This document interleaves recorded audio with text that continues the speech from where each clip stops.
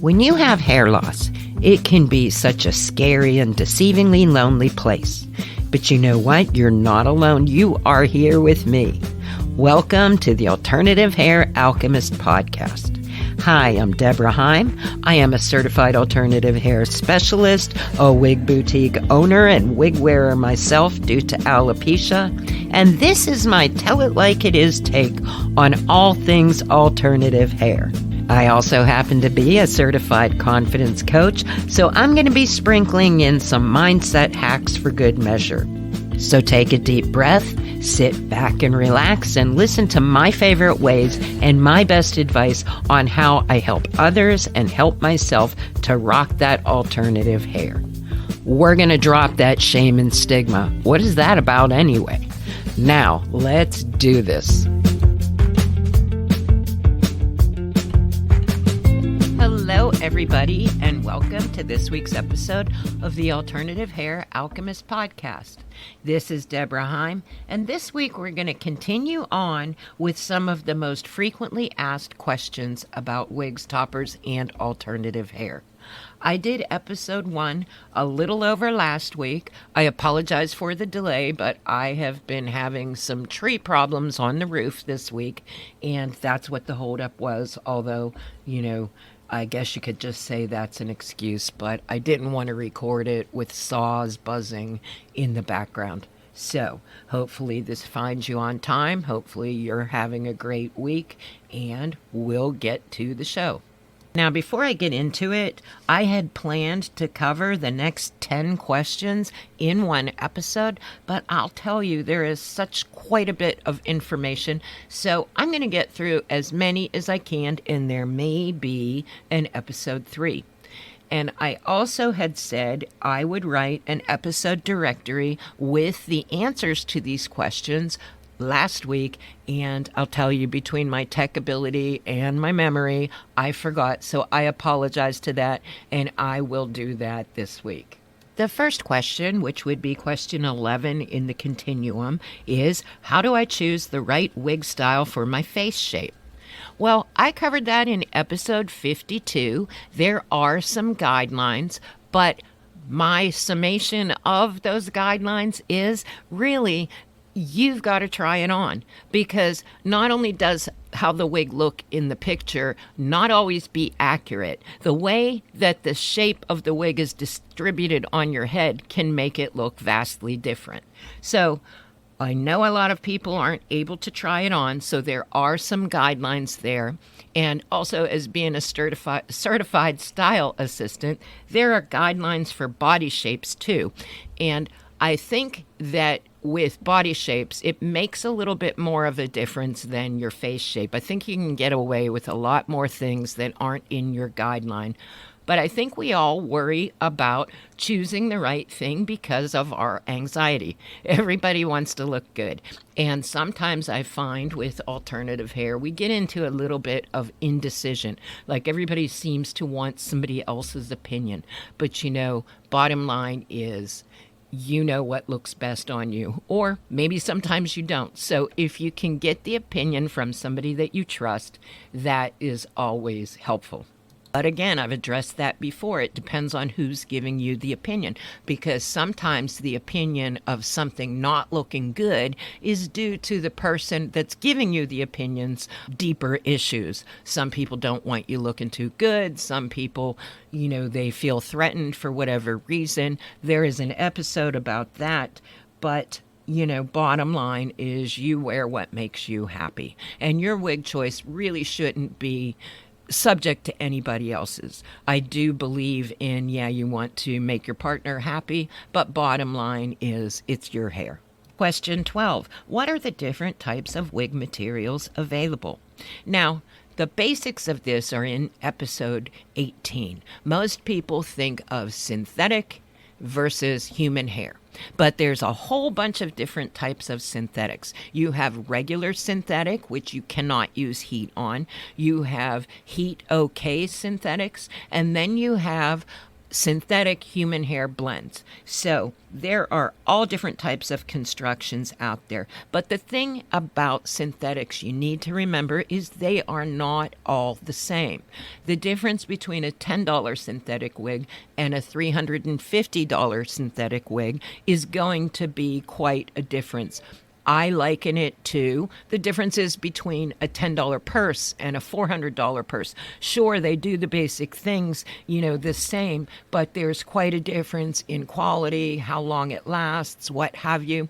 And each of the major brands out there that produces their synthetics, they're very proprietary, or it's a highly guarded secret for their fibers, because each brand's fiber looks a little bit different. They have different colors, different textures. So don't think of synthetics as all the same. There is quite a difference. And I find for each individual client coming into my shop, there is one that will be the closest match to their texture, to their color. So if something isn't working for you, trust me, there is a brand out there that will. Question 13. How do I measure my head to find the correct wig size? Now, this isn't difficult. There are several charts out there, and when you are buying ready-made wig, the main measurement that is important is the circumference. I will tell you, because that's going to give you your best guideline as far as brand to brand's average, and every brand has a different average. And the best way to find that out is by wearing them. Some brands are going to fit you better than others. And you also have to keep in mind when each wig is made, although there are guidelines, sometimes there are individual differences. But measurements are most important when you're having a custom-made wig. And in that case, hopefully you have some assistance and not just doing it yourself, because there are, ear to ear, circumference, hairline to nape, and it can get a little bit complicated. But you need to get yourself a good measuring tape that doesn't stretch and write down your measurements. And it's best to take them 3 times, because you can get different measurements until you get the hang of measuring correctly. But I'll tell you, in my shop, I take a circumference measurement, but I can tell by looking at someone's head. Everybody's head forms differently. It has to do when you're a child and the positions you lay in. It's really kind of cool. But each individual head shape sometimes will let me know what's going to fit them better than others. And it's kind of fascinating. But I also find that most people have never had a wig that fits them like a glove. And when they do in the shop, I've seen it a number of times, people put their wig band away and never wear it again. And let me tell you, when you have the wig that fits your head, it's huge. It's huge difference in comfort. It makes you feel so good. And I really wish that for you. Next up, 14. Can I dye or style synthetic wigs like human hair wigs? Now, this is a complicated one. The answer is yes and no. Now, if you're talking about coloring a synthetic wig, no, you cannot get a box of hair color and color it. Early on, I tried thinking that it might work, and it doesn't. There are several ways that you can kind of color a synthetic wig, and you can find them all on YouTube. Some people use fabric dye. You can use Sharpies. There's different ways, and every day some inventive woman is coming up with something else. But overall, with synthetic wigs, you get them with a really good color to begin with. And I think that most women think that when they're thinking about the life of a wig, they're not really thinking realistically, because the wig does not last a number of years where you would want to color it, if that makes sense. Hopefully, by that time, you'll want another wig. I mean, if you're like me, you certainly will before you'd ever have to consider coloring it. Now, can you style synthetic wigs? Of course. But it's limited to the fiber of the wig. The heat OK alternatives, you can do quite a bit with. Honestly, watch the YouTube videos. People are amazing with it. But as far as styling a synthetic wig, if you are getting a wig and you're thinking, oh, this will look good after I cut the bangs, thin it out, lengthen it. Like if you are choosing your wig with a bunch of things that you're going to have to do to change the style, I say maybe reevaluate that choice, because one of the beautiful things about synthetic wigs is they should be ready to go. And if you get down to choosing the right one for you, you really don't have to do a whole lot to it. Here's the thing. The people designing wigs are like the best stylists out there. So they generally do what they do to make you look good. So sometimes when you get a wig and you think, well, it will be better if I do this to it, that to it. I mean, I respect what a stylist does. So, there's all about making a style your own, but sometimes I think that we want to make really good even better. And sometimes I know that I have regretted taking scissors to a lot of my wigs. So if you're choosing a wig that's going to need a lot of things done to it, maybe put that on your list and your wish list and evaluate that a little closer. And let me say this from a mindset perspective. Sometimes when you look at a wig and you think A, B, and C need to be done with it, it's from your own perspective of what you're used to.